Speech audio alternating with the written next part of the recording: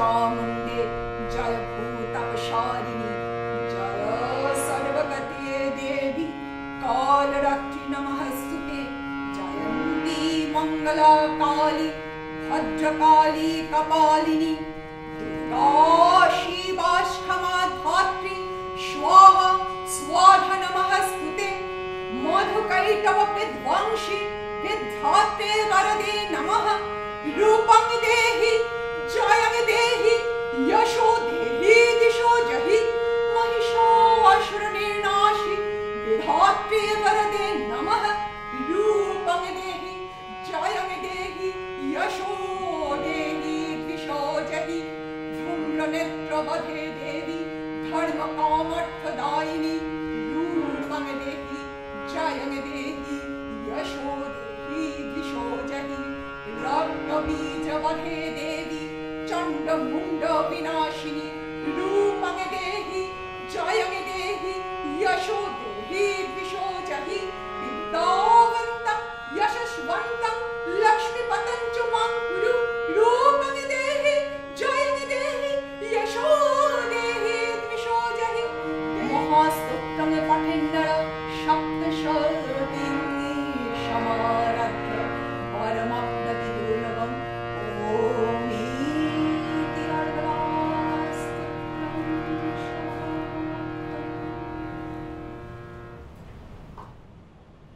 সবাইকে পুজো অনেক অনেক অভিনন্দন। আজকে একটা এমন পরিস্থিতি একটা হয়েছে, যখনই দেবী মায়ের স্তোত্র পাঠ করি মনে হয় যেন কত শক্তি, কত ধৈর্য সবকিছু যেন শরীরের ভেতরে প্রবেশ করে যায়। তবে আজ আমি রয়েছি ভূতের রাজা দিলবর রেস্তোরাঁয় এবং আমরা অনেক কিছু আলোচনা করব আপনাদের সঙ্গে এবং আমাদের ইউটিউব চ্যানেল আপনারা অলরেডি দেখছেন। আজকে আমাদের সঙ্গে বিশেষ অতিথি রয়েছেন মানব পাল। নমস্কার। নমস্কার দাদা। বাকিটুকু কিন্তু আজকে জেনে নেব রাজীব দার থেকে, যিনি হচ্ছেন ভূতের রাজা দিলবরের কর্ণধার। রাজীব দা, আজকে কিন্তু তোমার দায়িত্ব কথা বলা এবং মানব দা রয়েছেন, একটা জমি আড্ডা হবে। সবার আগে নমস্কার সবাইকে। তবে ম্যাডাম, আপনি যেই চণ্ডী পাঠটা করলেন, মানে ভাবা যায় না, মনে হচ্ছে যেন আজকেই আমাদের মহালয়া এবং গায়ে কাটা দিয়ে উঠছে, দুর্গাপূজা একদম সামনে চলে এসছে। দুর্দান্ত হয়েছে। মায়ের আশীর্বাদ, এটা একদম মায়ের আশীর্বাদ। যখন চণ্ডী পাঠ করি আমার মনে হয় না তখন আমি আমার দেহে থাকি, মনে হয় স্বয়ং মা যেন বলছেন। না, খুব ভালো হয়েছে। দেখ, আমাদের মধ্যে আছে মানব পাল শ্রী বালাজি থেকে।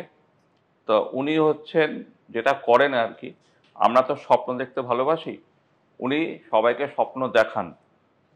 আমাদের সবারই ইচ্ছা আছে নিজের একটা ঘর বা বাড়ি থাকার পরেও যেখানে আমরা ঘুরতে যাই সেখানে কোথাও একটা যদি আমাদের নিজস্ব ঘর বা বাড়ি থাকে, তো উনি সেই স্বপ্নটা দেখান এবং সেই স্বপ্নটা উনি বাস্তবায়িত করেন। আমাদের জন্য যে সেকেন্ড হোম যেটা আছে সেটা উনি তৈরি করেন, সেই মানব পাল। তো ওনার থেকে একটু জেনে নেব যে ওনার এবার পুজোর পরিকল্পনা কি এবং এই যে মানুষের স্বপ্নটা যে দেখান সেটা কিভাবে মানুষকে বাস্তবায়িত করান। মানববাবু যদি একটু বলেন। নমস্কার সকলকে। সেকেন্ড হোম মানে কি? দ্বিতীয় বাড়ি। আমাদের তো প্রথম বাড়ি দ্বিতীয় বাড়ি এরকম ব্যাপারটা তো ঠিক ওরকম ভাবে বাঙালি কালচার অ্যাকচুয়ালি প্রচলিত ছিল না, কিন্তু একদম আমরা যদি খুব পুরনো সময় থেকে যাই, সেকেন্ড হোম কিন্তু আমাদের কালচারের মধ্যেই আছে। সেটা কিরকম, আমরা বাগান বাড়ি কথাটা শুনেছি তো? একদম। বাগান বাড়িটা কি? অ্যাকচুয়ালি বাগান বাড়ি হচ্ছে তার নিজের বাড়ির বাইরে গিয়ে কোথাও একটা গ্রামের কোনো একটা এমন জায়গায় যেখানে খুব লোকজন কম, লোকজন যাতায়াত করে না। আমরা খুব পুরোনো ফিল্মে দেখেছি, সাহিত্যে পড়েছি। তো এই বাগান বাড়ি যেখানে গিয়ে লোক একটা লেজার টাইম কাটায় উইথ দেয়ার ফ্রেন্ডস, ফ্যামিলি। তো তারই মডার্ন যে শব্দ সেটি হচ্ছে সেকেন্ড হোম। এবার সেকেন্ড হোমটা তো অবশ্যই লোক তার ফ্রেন্ডস, ফ্যামিলিকে নিয়ে যায়, একটা কোয়ালিটি টাইম কাটায়। হোটেল রিসর্টে তো তার একটা অন্য ফিলিং থাকে। কোথাও যদি কেউ কখনো, মানে ধরুন আপনি নর্থ বেঙ্গল, আমরা বাঙালিরা ঘুরতে যাই, ভীষণ ভালোবাসি নর্থ বেঙ্গল ঘুরতে। বাঙালি মানে দীঘা, পুরী, দার্জিলিং। আর নর্থ বেঙ্গল মানে তো শুধু দার্জিলিং না, নর্থ বেঙ্গল সে মানে কি বলবো, ব্রাঞ্চ অফ হেভেন্স, একটার পর একটা জায়গা। নর্থ বেঙ্গলে ঘুরতে গিয়ে সাপোজ আপনি ডুয়ার্সে গেছেন, ডুয়ার্সে গিয়ে চা বাগান, লোকে ঘুরছে, ছবি তুলছে, চা বাগান দেখছে। কেউ কি কখনো ভেবেছে চা বাগানে বসে চা খাবো? আচ্ছা, ভেবে দেখেছেন কখনো চা বাগানে চা খাচ্ছে? কখনো ভেবেছেন ধরুন আমার বাড়ি, আমি সকালবেলা চায়ের কাপটা নিয়ে বসে আছি উইথ দ্য ফ্যামিলি, আর সামনে কাঞ্চনজঙ্ঘা, এটা আমার বাড়ি। হোটেলে হতে পারে, হোটেলের রুম থেকে আপনাকে কাঞ্চনজঙ্ঘা ভিউ দিয়ে আপনাকে বলতে পারে এই রুমটার এত রেট, একই হোটেল, কিন্তু আপনার বাড়ির বারান্দা থেকে দেখা যাচ্ছে। সো এই যে কিছু নস্টালজিক ফিলিং। না, সেখানে আমি একটু অ্যাড করি, এই যে যেটা নাকি তুমি বললে যে বাড়ির বারান্দা থেকে দেখা যাচ্ছে, তো আমার মনে হয় বাড়ির বারান্দা থেকে তোমায় যদি কপালে থাকে হাতিও দেখা যায়, হ্যাঁ, তাই তো, হ্যাঁ, গন্ডার দেখা যায়, দেখা যায়। এগুলো দেখা যায়। এবং কিছুদিন আগে একটা ঘটনা যেটাতে আমি নিজে সাক্ষী ছিলাম, যে আমরা ওখানেই ডুয়ার্স থেকে একটা জায়গা থেকে ফিরছিলাম, বিন্দু থেকে ফিরছিলাম, এবং আমাদের গাড়ির সামনে চিতা পড়েছিল, একদম চিতা একদম সামনে, আর যেখানে আমাদের গাড়িটা খারাপ হয়ে যায়। তো সুতরাং তোমার ডুয়ার্সে শুধু যে লোকে কাঞ্চনজঙ্ঘা দেখবে বা চা বাগান দেখবে তা নয়, তার সাথে কিন্তু এতগুলো জিনিসও আছে। ডুয়ার্স মানে একটা ওভারঅল ফিলিং। হ্যাঁ, কিন্তু তোমার গাড়ি খারাপ হয়েছে, বাইরে চিটা, জানলা খোলা, জানলার কাজ তুলতে পারছো, মোবাইলে ফোন করতে পারছো না, সো এই এক্সপেরিয়েন্সটা তো লাইফ টাইম। একদম একদম, মানে সামনে চিতা, কাউকে কিছু বলতেও পারছি না, ফলো করতে পারছি না, এদের গাড়ির কাঁচও খোলা, প্রকৃতির সঙ্গে পুরো নিজেকে উজাড় করে দেওয়া, ভয়ঙ্কর সুন্দর এক্সপেরিয়েন্স। হ্যাঁ, একদম। তো এইরকম আমি এই এক্সপেরিয়েন্সটা বা এই ধরনের যে স্বপ্ন, দেখুন এগুলো তো স্বপ্ন, তো second home it's nothing but a dream, এটা স্বপ্ন। সবাই আমরা ভীষণ স্ট্রেস ট্রেনে থাকি, সারাক্ষণ আছি। তখন এই যে ভূতের রাজা দিলে পরে যখন আমরা কেউ খেতে আসছি, তো আমরা না একটা ভীষণ বড় এক্সপেকটেশন নিয়ে আসি। একদম, একটা এক্সপেকটেশনটা কি যে এখানে না এত বড় একটা চিংড়ি মাছ পাবো, ইলিশ মাছের পেটিটা এত বড়, হ্যাঁ, এদের খাবারটা না এত সুস্বাদু।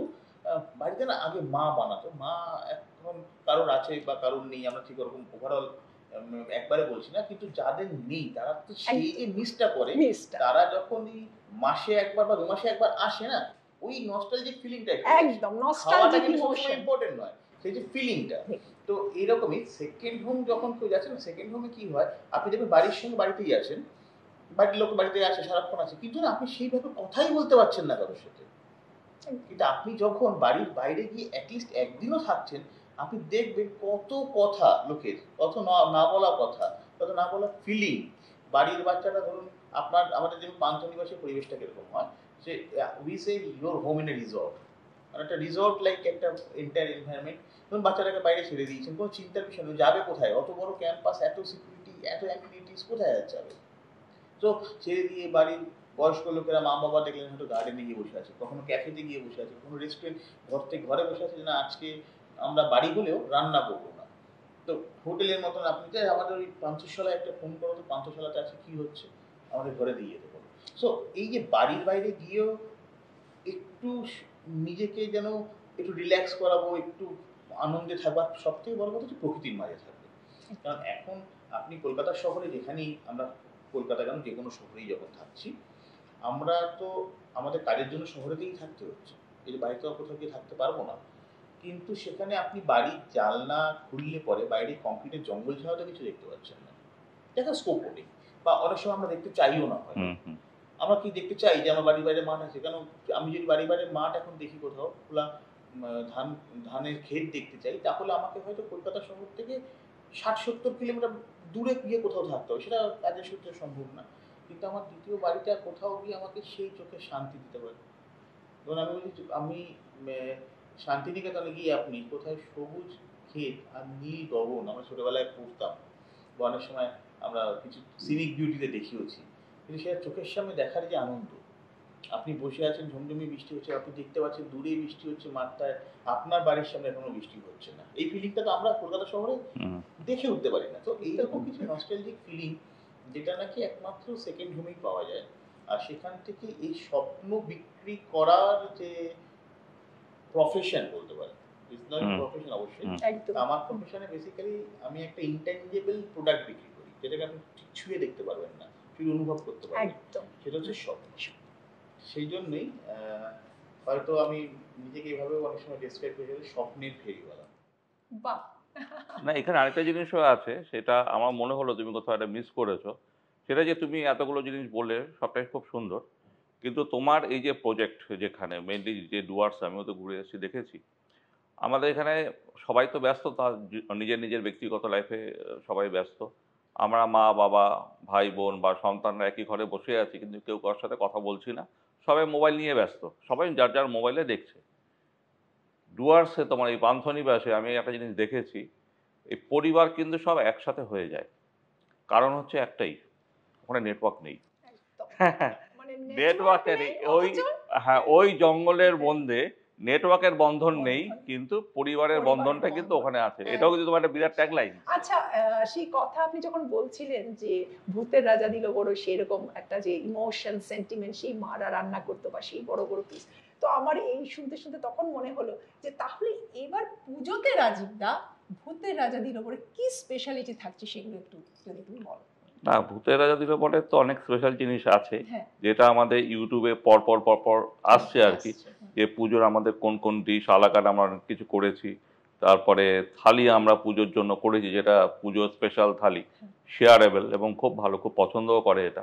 মানে পুজো শেষ হয়ে যাওয়ার পরেও লোকের কাছে বা যারা আমাদের কাস্টমার তারা ডিমান্ড করে ওই থালিটা যেন কন্টিনিউশন হয়। আচ্ছা, এখন কিছু বলবো না, আমাদের ইউটিউব চ্যানেলটা কিন্তু ফলো করতে হবে। পুজোর আমাদের কি মেনু, কি রেট, এবং কোথায় কোথায় কোন কোন ব্রাঞ্চে আমাদের পাওয়া যাচ্ছে, এবং নতুন ব্রাঞ্চ পুজোর আগেও একটা ওপেন হচ্ছে, সব কিন্তু আমাদের এই যে ভূতের রাজা দিল বড়ে যে ইউটিউব চ্যানেলটা আছে সেখানে দেখলেই কিন্তু সব জানা যাবে। আর এই প্রসঙ্গে আরেকটা কথা আমি বলে থাকি, সেটা হচ্ছে যে মানবের সাথে যে আমরা কথা বলছি, ওই যে স্বপ্ন বিক্রি করে, তো তুমি এই স্বপ্নটা একটা জানলাম তুমি ডুয়ার্সে তুমি বিক্রি করছো, আর কোথায় কোথায় তোমার এই সেকেন্ড হোম তৈরি হচ্ছে বা তুমি স্বপ্ন বিক্রি করছো? বোলপুর পান্থনিবাস একটা এই মুহূর্তে বলা যায় যে ভারতবর্ষে মোটামুটি একটা মাইলস্টোন। মানে যারা শান্তিনিকেতন একটা নিজের সেকেন্ড হোম কখনো ভেবেছে, I believe 80% of that crowd তারা দে নো অ্যাবাউট পান্থনিবাস বোলপুর মানে শান্তিনিকেতন। শান্তিনিকেতনে পান্থনিবাস তার নিজস্ব একটা জায়গায় ক্রিয়েট করেছে, সেখানে একটা পুরো কমিউনিটি গড়ে উঠেছে পান্থনিবাসকে নিয়ে। মানে আমার পান্থনিবাসটা 2010 সালে যখন আমি প্রথম কনসেপ্ট করেছিলাম, তো বিকেল 4টের পর আমার খুব ক্লিয়ারলি মনে হয়, তখন মানে অনেকে মজা করেই বলতো এবং সেটা ফ্যাক্ট, সেটা হচ্ছে বিকেল 4টের পর ওইখানে দুটো জিনিস দেখা যেত। সেটা হচ্ছে মানব পাল এবং তার সিকিউরিটি, কারণ গরু ছাগলও থাকতো না। কারণ সেটা এমনই একটা রিমোট জোন ছিল, সেখানে খুব একটা লোকের আনাগোনা ছিল না, কিন্তু যেটা ছিল, যেটা প্রাইসলেস, সেটা হচ্ছে প্রকৃতির বন্ধন। সামনেই ইলামবাজার ফরেস্ট, পিছনেই অজয় নদী, এবং পুরোটা ব্যাঙ্গন ন্যাশনাল হাইওয়ে। সেই জায়গাটা যদি আজকে আমরা 2024 সালে এখন যদি যাই, সেটা একটা full of amenities and infrastructure তৈরি হয়েছে। এই যে দেখুন, ইকোনমিক্যাল মুভমেন্টের সঙ্গে সোশ্যাল ডেভেলপমেন্ট, কিছু একটা আরেকটার সঙ্গে ইন্টারকানেক্টেড ইন্ডাস্ট্রি। তো সেইখান থেকে এই যে মুভমেন্টগুলো হয়, আমরা তো যাচ্ছি, যারা যাচ্ছে তারা তো প্রোডাক্টটা এনজয় করছে, তার সঙ্গে সঙ্গে যে বাকি যে ডেভেলপমেন্টগুলো, সেগুলো সত্যি একটা বলা যায় যে এটা একটা মানে গর্বের বিষয় থাকে। আর তার সঙ্গে আমাদের নেক্সট যে যেটা তোমার প্রশ্ন ছিল যে কোথায় কথা হচ্ছে, শান্তিনিকেতন ডুয়ার্সের পরে দীঘা। আচ্ছা, তোমার এক একটা যে প্রজেক্ট, এই প্রজেক্টে মোটামুটি তোমার কতগুলো করে ফ্ল্যাট থাকে এক একটা প্রজেক্টে মোরাললেস? শান্তিনিকেতনে যেমন আমরা প্রায় 550 flats and bungalow already delivered. 550 550টা অলরেডি ডেলিভার্ড। আচ্ছা, আর এখন 250 আরো এখন আমরা করছি। এটা হচ্ছে বোলপুর শান্তিনিকেতনের প্রথম হাই রাইজ অ্যাপার্টমেন্ট। আচ্ছা, এটা নিয়েও না খুব এটা কি বলবো কন্ট্রোভার্সি আছে। অনেকে বলছে যে বোলপুর শান্তিনিকেতনে কেন হাই রাইজ। আমি কিছুক্ষণ আগে একটা পয়েন্ট বলেছি যে আপনি কি মানে আমরা ছোটবেলায় স্বপ্নে দেখেছি বা আমরা বইয়ে দেখেছি, অনেক সময় দেখতেও পেতাম হয়তো আমাদের ছোটবেলায়, সেটা হচ্ছে যে এই সবুজ দিগন্ত আর নীল দিগন্ত কোথায় গিয়ে মিলছে। তো আমি আপনাকে সেই স্কোপটা বোলপুরে দিতে পারি, যেখানে নাকি আপনি ওই জিনিসটা সারা জীবন ধরে দেখতে পাবেন আপনার ঘর থেকে। যেমন ধানের ক্ষেত আর নীল গগন মিলছে, আমি দেখতে পাচ্ছি। ওই যে ফিলিং, ওই যে ওটার জন্যই আপনি হয়তো 2 মাস অন্তর বা মাসে একবার ছুটে যাবেন যে একটা দিন কাটিয়ে আসি। আর শান্তিনিকেতন সবথেকে বড় অ্যাডভান্টেজটা কি, শান্তিনিকেতনে ড্রাইভিং কমফোর্ট তো সাংঘাতিক ভালো, থ্রু আউট 120-তে গাড়ি চলে। এবং আমাদের বাঙালির একটা আবেগ শান্তিনিকেতন, মারাত্মক একটা আবেগ। শান্তিনিকেতন হচ্ছে যে আমরা যখনই কেউ বলতে শুনি বাঙালিকে যে আমার বাড়ি একটা শান্তিনিকেতন, কলারটা যেন কোথাও উঁচু হয়ে যায়। ওই আবেগটা কিন্তু অন্য কিছুর সঙ্গে, যেমনি ধরুন এই যে ভূতের রাজা কিছুক্ষণ আগে বলছিলাম, যে খেতে আসার থেকে বড় বিষয়টা হচ্ছে ওই যে রান্নাগুলো মা করতো না, সেগুলো তো এখন বাড়িতে হয় না। সেই আমার প্লেটে যখন সেই ডিশগুলো পড়ছে সেটা একটা আবেগ। তো এই যে সেই আবেগটা, এটা কিন্তু সব ক্ষেত্রেই কাজ করে। যখন নাকি সেই আবেগটা থাকে, আমি না শান্তিনিকেতনে এসেছি, আজকে কবিগুরু জায়গায় এসেছি, আর তারপরে এখন দিন সোনাঝুরি হাট, আপনারা তো গেলে পরে সোনাঝুরি হাটটা ছাড়া কিছু নেই। হ্যাঁ, সোনাঝুরি মানে শান্তিনিকেতনে আমি তো দেখি যারাই যখন যাচ্ছে এবং যখন গাড়ি নিয়ে যখন ফিরছে, গাড়ির ডিকিতে আর তার লাগেজ ঢুকছে না, তার কারণ তার একটা শপিং হয়ে গেছে। তো এই আবেগগুলো থাকছে। আর দীঘা মানে দেখুন, বাঙালির কাছে আমরা যেমন ছোটবেলায় আমার মনে আছে যে আমার বাবা তো আমাকে আমাদের ফ্যামিলিকে প্রথম ট্রিপ করা, আমরা আগে কোথাও গেছিলাম কিন্তু আমার খেয়াল নেই, বাট যেটা খুব মনে আছে সেটা হচ্ছে দীঘা। এবং 3 দিনের জন্য আমরা দীঘা গেছিলাম। 3 দিন দীঘাটা আমি জানি না কখন কেন গেছিলার, বাট 3 দিন দীঘাতে ছিলাম। বাঙালির কাছে দীঘা একটা আবেগ। এখন সেই দীঘা এখন এত ক্রাউডেড, আপনি মানে উইকেন্ডস বা কোনো স্পেশাল ফেস্টিভ্যালটা ছেড়েই দিন, নর্মাল ডেতে মানে উইকডেজে দীঘাতে রুম পাওয়া মাঝে মাঝে দুষ্কর হয়ে পড়ে। সেখানে আমরা একটা দীঘাতে যেটা অভাব আছে এখন, সেটা হচ্ছে লাক্সারি বা সুপার লাক্সারি। দীঘাতে এটা যদিও বিগত 5 বছরে আমরা বেশ কিছু সুপার লাক্সারিয়াস হোটেল এসছে, কিন্তু সেটা হোটেল লাক্সারি বা সুপার লাক্সারি মানে আমি দীঘার ফিলিংটা বলছি। দীঘাতে আমরা এমন একটা স্বপ্ন তৈরি করতে চলেছি, 13 তলার উপর সুইমিং পুল এবং স্কাই গার্ডেন, আচ্ছা, যেখান থেকে বাড়ি থেকে পুরো এরকম ইউ শেপে আমি সমুদ্র এনজয় করতে পারছি। মানে সুইমিং পুল থেকে তোমার মনে হবে তুমি সমুদ্রে আছো, বা কেউ যদি একটা ফটো যদি তোলে মনে হবে যে তুমি মনে হচ্ছে সমুদ্রের উপরে তুমি সুইমিং করছো। নীল জল কোথাও গিয়ে ওই সমুদ্রের ঘোলা জলের সঙ্গে মিশে গেছে। আচ্ছা, খুব ভালো। এবার মানব একটা বলো তো, এই যে আমাদের আজকে যে এই আলোচনা, এটা তো আমরা পুজোর আড্ডা মারছি। পুজোতে এই যে তুমি এই পান্থনিবাস করেছো বা এতগুলো তুমি করেছো ওই ডুয়ার্সে, শান্তিনিকেতন, দীঘাতে, তো যারা তোমার এখানে পুজোতে আসবে তারা কিভাবে পুজোটা আনন্দ করবে, বা তোমার পুজোর প্ল্যান বা প্রোগ্রাম কি? কারণ আমি যেটা জানি তোমার এই পান্থনিবাসে খুব ভালো রেস্টুরেন্ট আছে, এবং সেখানে তো মানে আর কিছু বলার নেই, যেখানে পোস্ত বড়াটা একটা অসাধারণ তোমার ওখানে আইটেম বিক্রি হয়। তো পুজোতে এবার তোমার কি প্ল্যান প্রোগ্রাম বা কি রেখেছো ওখানে? পান্থশালা, এই যে পান্থশালাটার কনসেপ্ট অফ পান্থশালা ইজ, আমরা বলি না যেটা রেস্টুরেন্ট, এটা বেসিক্যালি আমরা বলি রান্না হয়, বাড়ির রান্না হয়।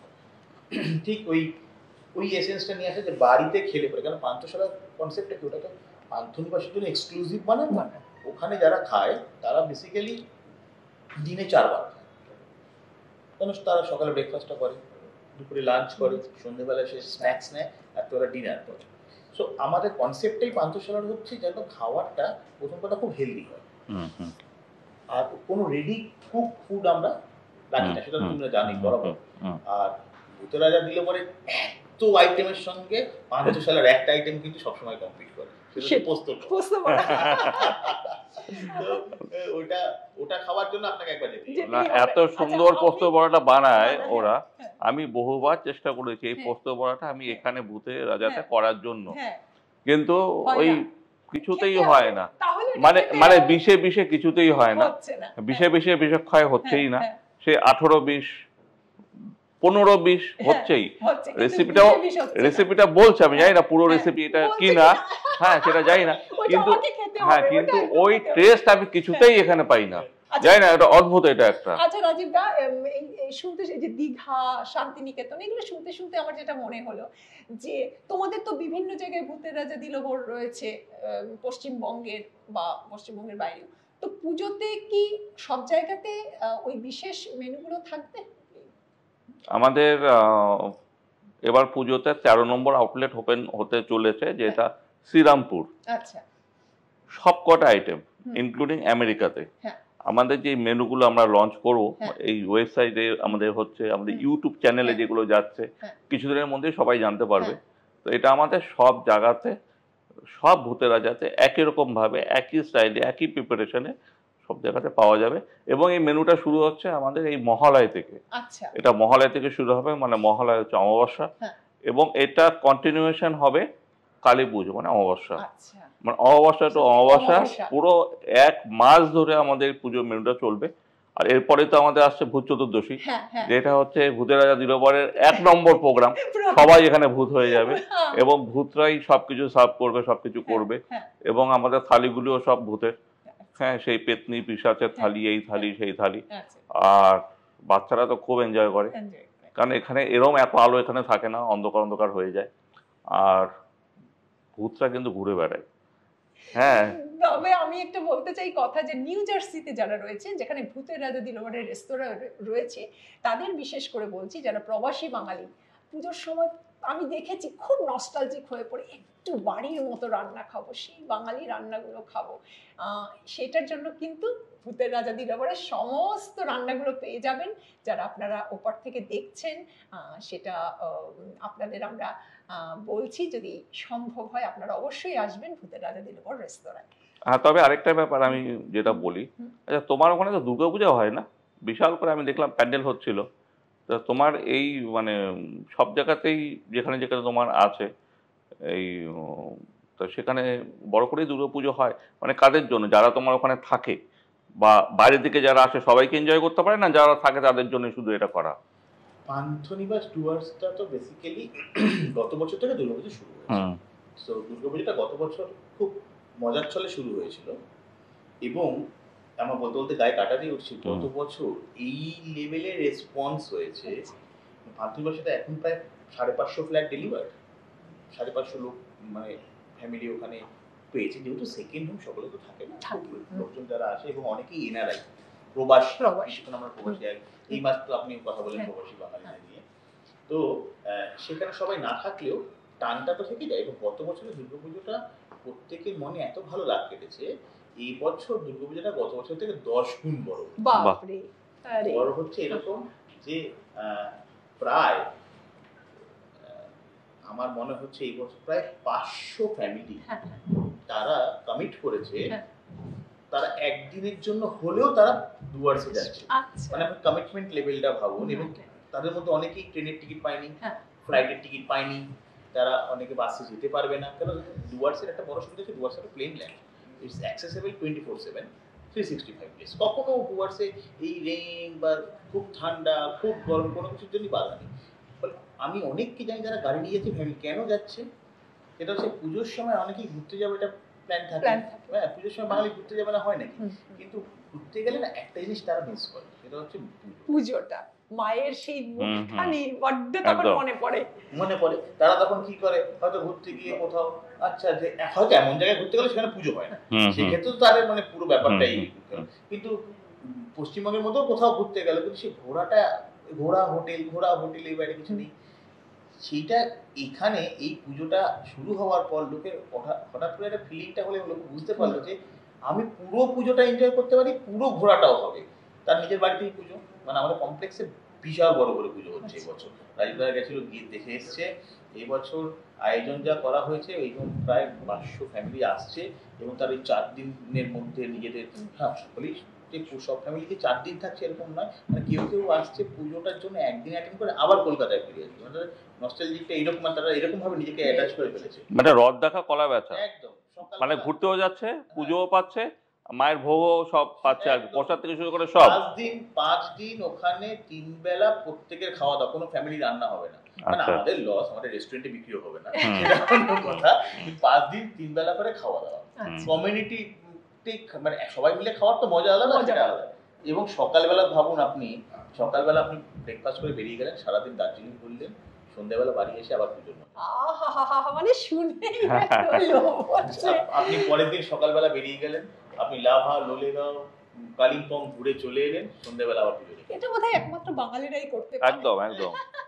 ওই যে প্রথমে বললাম যে ও স্বপ্ন দেখায়, বাঙালিদের স্বপ্ন দেখাচ্ছে, এবং স্বপ্নটা বাস্তবায়িত করছে, এবং এটা ফ্যাক্ট। দেখুন না, যে ঘুরতে গিয়ে পুজো এনজয় করা, সেটা কোথায় সম্ভব? এখানেই সম্ভব। আচ্ছা, ভুটান ইজ ভেরি ক্লোজ। মানে কেউ সকালবেলা বেরিয়ে সারাদিন ভুটান ঘুরে আবার সন্ধ্যাবেলা ফিরে আসে। বাবা দারুণ! মানে আপনি ইন্টারন্যাশনাল ট্যুর করছেন নিজের বাড়ি থেকে। So it's a experience. তো এই এক্সপেরিয়েন্সটার জন্য লোকে এই ডুয়ার্সে পুজোটা এতটা ফেমাস হয়েছে, এবং এবছর খুব বড় করে হচ্ছে। শান্তিনিকেতনে কিন্তু দুর্গাপুজোটা হয় না, বাকি সব পুজো হয়, কারণ শান্তিনিকেতন ইজ ফেমাস ফর পৌষ মেলা, বসন্ত উৎসব। তো শান্তিনিকেতনে পান্থনিবাসে বসন্ত উৎসব এগেইন মাইলস্টোন প্রোডাক্ট। মানে আমরা তো বসন্ত উৎসবের সময় আমাদের একটা স্টেজে এরকম করতে আমরা মেন গেট বন্ধ করে দিতে বাধ্য হই, কেন because of the pressure of আউটসাইডাররা যাতে এন্ট্রি না করতে পারে, and the media, even for the media. তো এরকম প্রত্যেকটা জায়গারই তার নিজস্ব একটা এসেন্স তৈরি হয়েছে। আচ্ছা, এই প্রসঙ্গে একটা বলি, আমরা তো বাঙালি, আড্ডা মারতে বসলে আমরা সব ভুলে যাই, টাইম জ্ঞান আমাদের থাকে না। তো আমাদের কিন্তু হাতে একদম সময় নেই, একদম শেষ পর্বে আমরা চলে এসেছি। তো সেখানে শুধু মানবের একটা কোশ্চেন, দুটো কোশ্চেন আমার বাকি। একটা হচ্ছে যে এই যে তুমি আজকে যেখানে আছো, যেই জায়গাতে এবং যে জায়গাতে ছিলে, এই যে তোমার এই স্ট্রাগলটা কিভাবে তুমি আজকে এই জায়গাতে পৌঁছলে? কি আছে যে আমি শুরু করেছি, মানে শুরু করেছি কবে আমি নিজেও জানি না। মানে কি হয়েছে, শুরু করতে হয়, মানে শুরুটা করার মতো যে কিক স্টার্ট দিতে হয়, তো কিক স্টার্ট দেওয়ারটাও, কিক স্টার্টটা লোকে কোথায় দেয়, তার জন্য একটা ইঞ্জিনের প্যাডেল লাগে যেখানে গিয়ে স্টার্টটা দেয়, সেটাও ছিল। ফলে কখন কিক স্টার্টটা হয়েছে জানি না। হ্যাঁ, আমি আমার জীবনে যাদবপুর অঞ্চলেই আমি বড় হয়েছি, ভুটারাজা দিলবাদ যেখানে এখানে বড় হয়েছি আমি। ইনফ্যাক্ট জীবনে প্রায় 8-9 বছর আমার যাদবপুর স্ট্যান্ডের পেপার স্ট্যান্ড আছে, আমি এখানে, আমার বাবা পেপার ভেন্ডারও ছিলেন, আমি পেপারও দিয়েছি। ভুটারাজা দিলবারের আমি one of the major witness. হ্যাঁ, ভুটারাজা দিলবার 19 বছর হয়ে গেছে, তার রাজীবদা লোককে প্রমাণ করতে পারে না। একটা লোক দরকার যে নাকি প্রথম দিন ওই ভুটারাজা দিলবরের সাক্ষী হবে। তো সেই সাক্ষীও আমি, সেই 19 বছর আগে সেই ভুটারাজা দিলবরের যে ব্র্যান্ডিং হয়েছিল, তাকে ভূত বানানো হয়েছিল, তারা সব আমাদেরই লোক। মানে আমার এক ভাই তাকে বিকেল বেলা হঠাৎ করে, মানে এই রহস্যটা বা সিক্রেটটা অনেকেই জানে না। এই যে মানব আজকে বিশাল একটা জায়গায় পৌঁছেছে, যেটা হচ্ছে পশ্চিমবঙ্গের ইকোনমিতে তার এফেক্ট রাখে, এরকম একটা লেভেলে আছে। কিন্তু ওর যখন নাকি শুরু হয়েছিল, তো প্রথমে আমি বলি যে আমরা তো অবিভক্ত ভারতবর্ষের লোক, যেটাকে এখন বাংলাদেশ নাম হয়েছে। বাংলাদেশে ওদের বাড়িতে আমরা ভাড়াটে ছিলাম, ওটা ছিল আমাদের ল্যান্ডলর্ড, ঠিক আছে।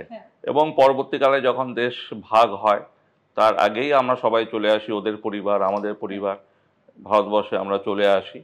এবং আসার পরে দীর্ঘদিন যোগাযোগ ছিল না, কিন্তু পাশাপাশিই থাকতাম। তারপরে কোনো একটা সময় আমার বাবার সাথে ওনার বাবার যোগাযোগ হয়। তো ওদের অবস্থাটা এরম ছিল যে ও বাড়িতে বাড়িতে পেপার দিত, ঠিক আছে, আর অন্যান্য কাজ টুকটাক করতো, সেইভাবে আর্থিকভাবে সচ্ছল ছিল নয়। এবার আমি যখন নাকি ভূতের রাজা দিলবর করি বাবুর্চির পরে, ও আর ওরা একজন পার্টনার ছিল, এই দুজনে মিলে কিন্তু টোটাল প্ল্যানিং প্রোগ্রামিংটা ওরাই করেছে। ভূতের রাজার প্রথম আউটলেট যে পাটুলি, যে ভূতের যে প্রথম আমাদের লোগো, তাই যে ভূতের একটা চেহারা সব ওদের দ্বারা তৈরি। এই যে ভূতের রাজা দিলবর, অ্যাকচুয়াল যে বটটা, সেই বটটা কিন্তু ওই পেয়েছে। প্রথম কাজ ভূতের রাজা ও করেছে, ভূতের রাজার ব্র্যান্ডিং স্টাইলিং পুরো ওর হাতে তৈরি করা। আজকে ভূত সেই জায়গায় পৌঁছতে পারেনি যে জায়গায় আজকে পৌঁছে গেছে, প্রথম বটটা ও পেয়েছে। এটা কিন্তু অনেকেই জানতো না, অন ক্যামেরা আজকে সেটা আমি বললাম। এবং এত ভালো লাগছে রাজীব দা, মানে মানুষের ইচ্ছা শক্তি থাকলে মানুষ যে কোথায় পৌঁছাতে পারে, আজকে কিন্তু আপনি আমাদের সামনে একজন এক্সাম্পল হয়ে রয়েছেন। তাহলে এবছর পুজোটা কি মনে হচ্ছে যে বাঙালি আবার জাগবে, আবার সেইভাবে অন্যান্য বারের মতো আবার পুজোতে ইনভলভ হবে, ঠাকুর দেখবে, ঘোরাঘুরি করবে, সেই জিনিসটা দেখবে? কিন্তু বাঙালির যে সত্তা, বাঙালির যে আন্দোলন এবং বিদ্রোহ এবং যে প্রতিবাদ করার যে আমাদের যে স্বভাব সিদ্ধ যে একটা স্বভাব বলা যায়, তো সেইটাও সঙ্গে থাকবে, সেটাও থাকতে হবে। সেটা না থাকলে পরে আগামী প্রজন্মের কাছেও আমরা কোথাও যেন মুখ দেখাতে পারবো না। সেটাও থাকবে, মায়ের আগমনও থাকবে, উৎসবেও মানবে। আর আমরা ডেফিনেটলি ভূতের রাজা দিল পরে তো অবশ্যই আসবো, থালির জন্য ওয়েট করবো। পান্থশালায় অবশ্যই ঘরোয়া রান্নাগুলো লোকে খেতে যাবে, ডুয়ার্সে গিয়ে পুজোও দেখবে, দার্জিলিংও দেখবে, তো সবই দেখবে এবং সকলের ভালো হোক। এবং বাকি যেই কিছু আমাদের মনে এখন রয়েছে আশা, এবং সারা সমাজের মনে যেসব আশা রয়েছে কিছু, আশা করা যাচ্ছে এবার মা এসে সেই আশাগুলো পূরণ করবে এবং এই অশুভ শক্তি বিনাশ করে শুভ শক্তির উদয় হবে এবং আমরা খুব এনজয় করবো। অনেক অনেক ধন্যবাদ সবাইকে। নমস্কার।